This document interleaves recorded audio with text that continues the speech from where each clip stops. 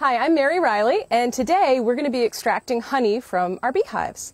I've got 2 hives here, and we're going to be pulling frames that are filled with honey out of this hive.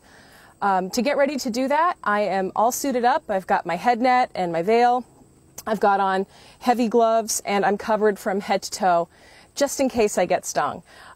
This stage of beekeeping is probably the most exciting because you're actually taking honey from the bees, and the bees want to keep their honey.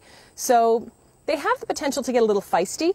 So to help us with that, we are going to be using smoke to calm the bees down and also to send them back into the hive. So every now and then you'll see us give a little puff of smoke, and it's not going to kill the bees, it's just going to sort of lull them away from us. To do this process, there are 2 other tools you need. You need your hive tool, because that's what we're going to use to pull the frames out of the hive itself, and you need a helper. So I've got a helper here who's going to give me a hand with this extraction.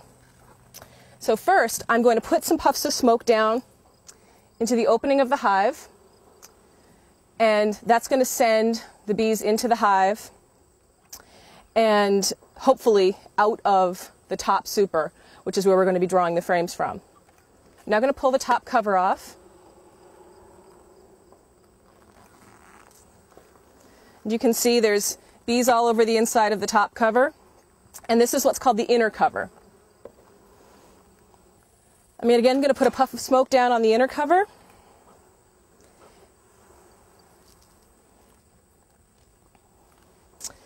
Now I'm going to remove the inner cover. And this is going to expose the frames that are filled with honey.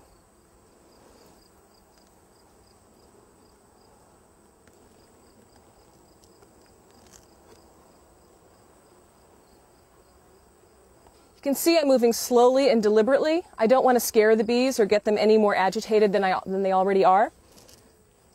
So again, we're going to send a small puff down into the hive. You can see there's a response. What I'm going to do is pull out a frame, and I'm going to bring it to the front of the hive near the opening, and Kelsey's going to help me scrape the bees off the frame. This is probably the most delicate part of the operation because these frames are very heavy. They're full of honey, so they're a little unwieldy. And you've got to lift them out sort of carefully.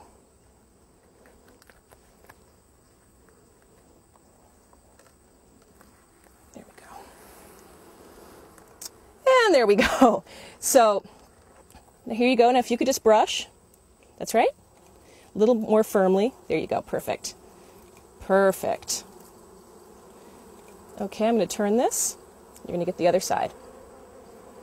So as you can see, they've sort of gotten excited. Now we're going to back up toward the box that we're going to put the frames into. As you can see, most of them aren't going to follow us. If you could give us another brush, just to get those remaining bees off. And we're going to go straight back here. We put it into a super off to the side and then cover the frame with a damp towel, because then if we didn't do that, the bees would actually try to go and rob honey from that frame. So we're going to finish this box, and then we'll go off to do the extraction process. So now we've taken the frames out of the hive, and I've got a full super of honey-filled frames here. And I'm going to extract the honey from them using a centrifuge extractor. Before I do that, I just wanted to show you what these frames looked like when they started. This is an empty honey frame, and it's got what's called foundation in it. And the foundation is what gives the bees something to build on. It's patterned in a honeycomb pattern, and over the course of the summer, the bees have built what you would think of as honeycomb, what is honeycomb, up off this foundation, and then filled that honeycomb with honey. So this is what we've started with, and this is what it looks like once it's been filled. So here we have a frame. It's got capped comb on both sides. Capped comb means that the honeycomb itself has been created, and then a thin layer of wax has been put over the comb cells itself to store the honey. Capped comb is what you want to be extracting. Sometimes if your hive is young or you've got some frames in there that have just started, you'll see uncapped comb, and it'll look just like an open honeycomb. And that honey is generally, if you're going to use it, you want to use it right away. It's got a higher water content, and it could actually ferment. Capped comb is what you want to harvest for longer term.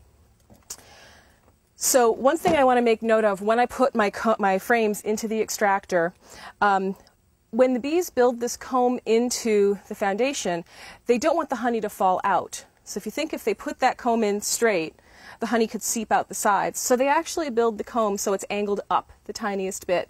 So when I put this frame into the extractor, I want to make sure I put it in so that the honey is going to spill out of the cells and not get forced further in by the action of the centrifuge. There's a couple ways to remove the top of the comb, the cappings off the comb. I use the most basic method. It's just a really sharp comb that you can buy. There's also, if you do a lot of honey work, you can get a heated knife that cuts the comb off. There's a few other things that make the process easier, but for the amount that I produce for this hobby, this is totally fine. So I'm just going to gently rake the top of the comb.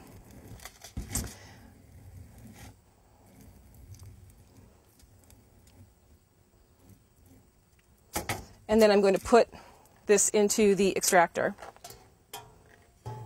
And my extractor takes 2 frames at once. Honey. And then I'm simply going to start extracting. It's just a simple centrifuge.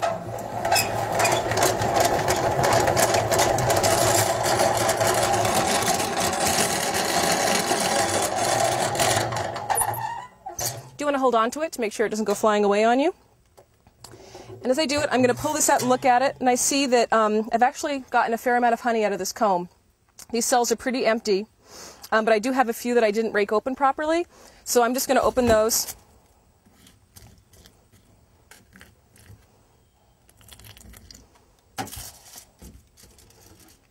Drop that right back in.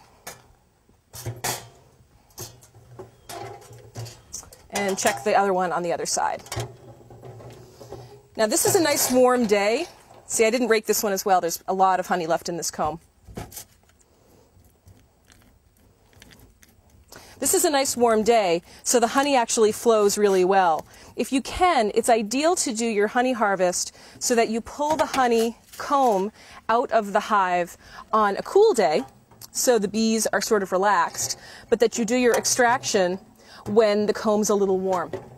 Otherwise, it'll take a lot longer to get the honey out of the comb, and this process, which should take about a box should take me about 45 minutes, could take me as long as 2 hours. There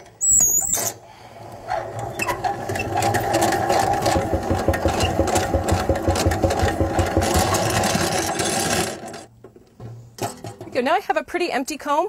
There's very little honey left in it, and I'm going to set that aside.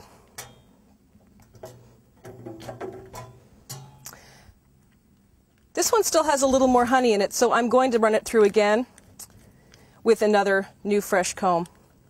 As I empty the frames, I'm just going to put them back into the super. And once all the frames have been extracted, I'm actually just going to put this back out by the beehive. And the bees are going to come and actually clean the comb out for me. They're going to pull out all the honey that's been left behind and store it back in the hive for the winter. And so I'm just going to keep extracting honey from these supers, from the super until it's all done, and then I will filter it and strain it into some bottles. So I've got my last 2 frames in the extractor, and I'm just going to give them a final spin, and then we'll drain out the honey that's in the bottom of the extractor.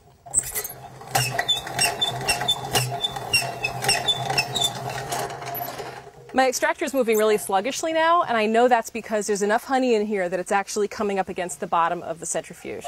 So that's when it's time to drain out your honey. To make it easier, I'm going to put the extractor up on a higher surface. And there's this nice little spout here at the bottom. I strain my honey as I take it out of the extractor. This is just going to pull out any little pieces of beeswax or any debris that's gotten into the honey. And there's the honey. Just comes pouring out of this super full of frames. I think we've probably gotten at least 35 pounds of honey, which works out to about 11 quarts. Now once you've gotten your honey all taken out of the extractor, you do want to strain it. Like I said, you can strain it while you're doing the extraction like I do, or you can just dump it all into a bucket and strain it out later. You will want to strain it, otherwise you're going to have large chunks of beeswax, maybe a bee or two, in your honey. Since my honey is only for personal use, I use a fairly large filtering device. This is called a China cap, and it's got pretty big holes Any honey you get from a commercial operation is going to filter their honey a lot more finely, so you probably won't see that beeswax. I store my honey in quart jars like this, and then for gift giving, I transfer into smaller containers. You can buy this kind of container from any bee supply warehouse. They're very inexpensive, and they're a great way to share your harvest. So once you've gone through the process of extracting honey from your hives, it's really important that you prepare your hives properly for winter. The reason bees produce honey is to provide themselves with a food source, and it's really important when there's no flowers or other food sources available to them that they've got that honey to draw on. Since we've just taken it from them, we have to replace it with another solution. So we'll be filling these hives with a bucket that contains a sugar water solution, and there's a tiny mesh hole in the top here. So what'll happen is we'll fill this with a sugar water solution and very gently invert it into the hive right on top of the frames. And so the bees will actually be able to come and draw the sugar syrup out of this hole all winter long. In addition, we'll insulate the hive with just a few sheets of newspaper right underneath this upper cover, and we'll wrap the exterior of the hive in tar paper. This is just tar paper like you'd use underneath shingles on a roof, and we will just simply wrap it around the outside of the hive so it's completely encased. This doesn't actually provide a lot of insulation, but what it does do is absorb heat from the sun to try to keep the hive as warm as possible on those really cold winter days. Your hive isn't necessarily going to make it through the entire winter. We have some pretty hard winters in my part of the country, in New England, and a kill rate of at least 50% is not unheard of. So with these two hives, we might come out here in spring and find out that one of them hasn't made it. We've been fairly lucky. This is our second year with our hives, and they both made it through last winter. So hopefully we'll do the same this year.